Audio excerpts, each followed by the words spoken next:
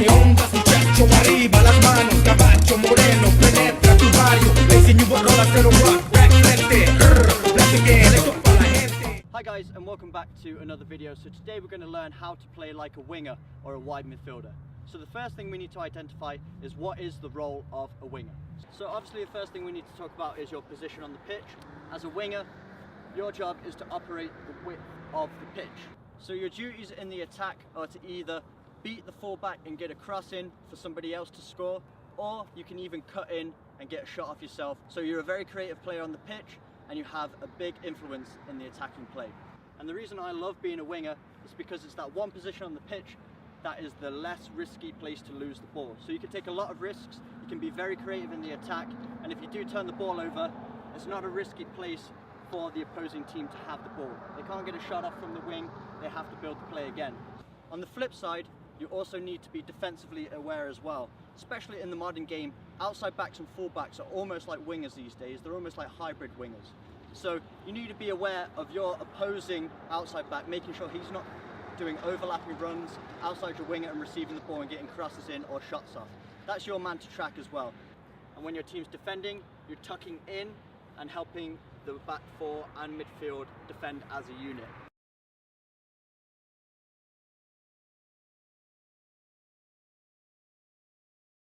So now let's talk about the attributes that are required to be a successful winger.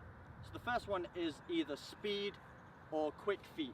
Ideally you want to have both, but if you have one over the other, you can still get away with being a good winger. So if you want to learn some quick feet drills that are going to increase your foot speed, click on the link right here and it'll take you to a training session that's going to improve your quickness of your feet. And if you want to get faster as a player as well, also click the link right here. This is going to take you to a workout that's going to improve your speed. But the reason we need that is because we want to be very dynamic. We've got to go at our fullbacks a lot, and you can either use speed to get around him, knocking the ball past him and beating him with speed, or if you're not the quickest of players, as long as you have quick feet to trick him into going one way and then take it in the other, you can get that 2-3 yard advantage that is enough to either get a cross in, or if you're going the other way, get a shot off as well. Another attribute that's very important is fitness and stamina. You actually need to be one of the fittest, if not the fittest player on the pitch. So you need to support the attack at one end of the pitch, but you also need to support in defence at the other end of the pitch.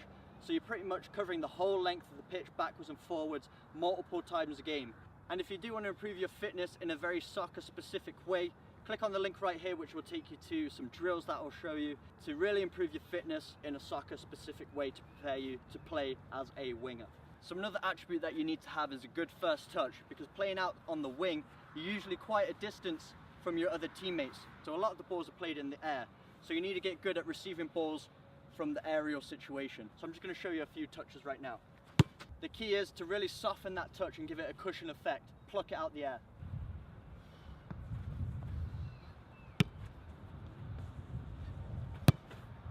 So as you can see, when I'm plucking it out the air, I'm using the top of my foot. It is a lot easier to use the inside of your foot because you have a wider surface area, but if you do receive it with the inside of the foot, usually you need a couple of touches to get it down so that you can play it off again. When you receive it on the top of the foot, you're really able to get it nice and low, so it's almost killing the ball in one touch. So let's show you a couple more.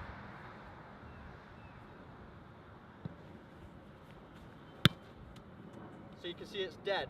Now I can get it out my feet and play it back.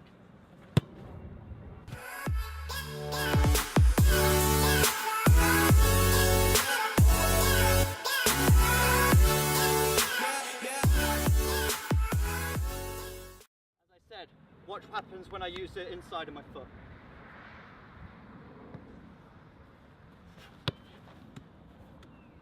So it kind of has to pop up when you're using the inside of your foot, and it takes a little bit more time. When you get to the top level, the speed of the game gets a lot quicker, so you want to get that ball under control as quick as possible so that you can make your next move.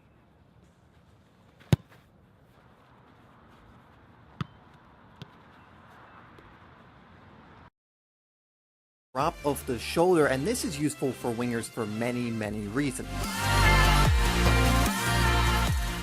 First and foremost, it's just one of those moves I believe every player should be good at, but for wingers, it again can create that yard of space and off-balance your defender for that split second that you need to then whip in your cross or do something else.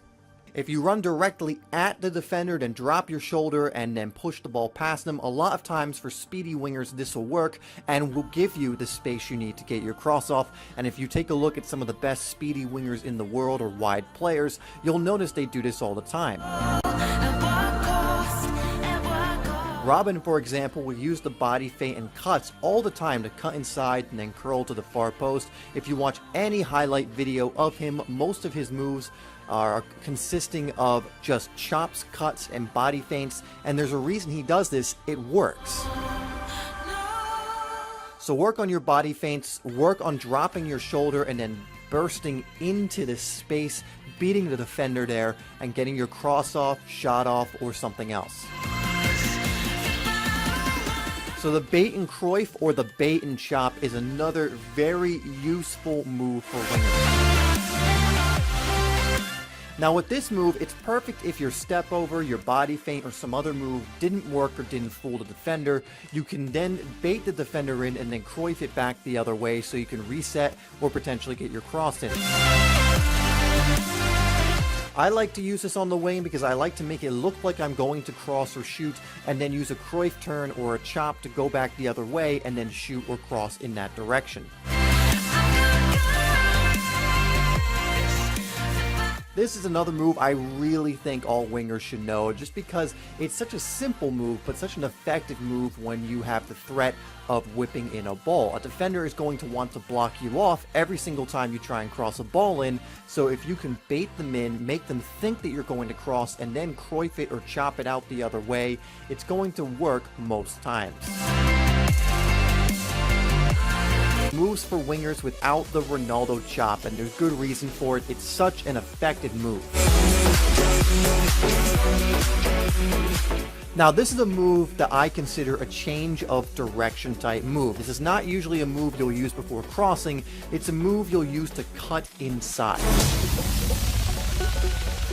I found it works well when you're almost at full tilt or sprinting at full tilt or 90% or 80% and then quickly cutting the ball. What you want to do is the defender to be chasing after you, which allows you to cut it. They're not going to be able to slow down in time, and this allows you then to exploit the space and move into it. Again, this move is used primarily to cut inside. It's not really a move you can use to go back out wide to the byline, although you can get creative with it.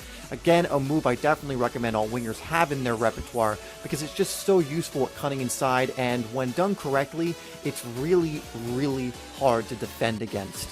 Lastly, we're going over to Stanley Matthews or the reverse Elastico. Again, this is the perfect move to quickly get that yard of space you need to cross. You just do the 2 touches quickly, you bamboozle the defender for a second. You're not trying to beat them one-on-one outright, you're just trying to create that yard of space you need to whip your crossing. As a winger, it's really important that you're able to do this to quickly create that yard of space and then whip in a good ball. Of course, you'll want to be working on your crossing as well, but the Stanley Matthews will definitely help you create that yard of space you need. A thing you can do is if your Stanley Matthews or reverse Elastico doesn't work, you can always chop the ball back and almost use like a bait and chop or bait and Cruyff. But again, this is such an effective move if you want to create that yard of space. Number 3, the drag back switch.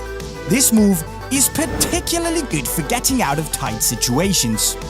Fool your opponent by tapping the ball in one direction and then drag it back in a 90-degree V movement to move away in the other direction. And if you time this right, you'll leave the defender wondering just where the hell you went.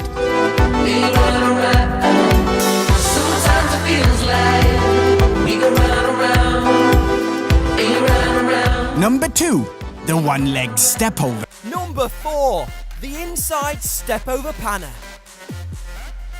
Push the ball to the side with your strong foot.